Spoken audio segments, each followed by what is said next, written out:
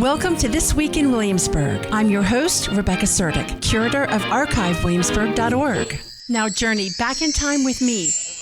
This week in 1897, 300 people gathered at Kingsmill for an old-fashioned 4th of July picnic. A brass band provided music while patriotic songs were sung. A speech was given in honor of the occasion while attendees waved American flags. This week in 1904, a 4th of July picnic was held in Norge.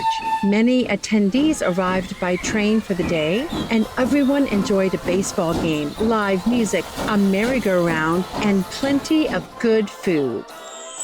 Join me next time for another edition of This Week in Williamsburg, brought to you by archivewilliamsburg.org and the Williamsburg Old Time Radio Hour, your source for hometown history, online, on stage, and on the air. I'm Rebecca Suerdieck.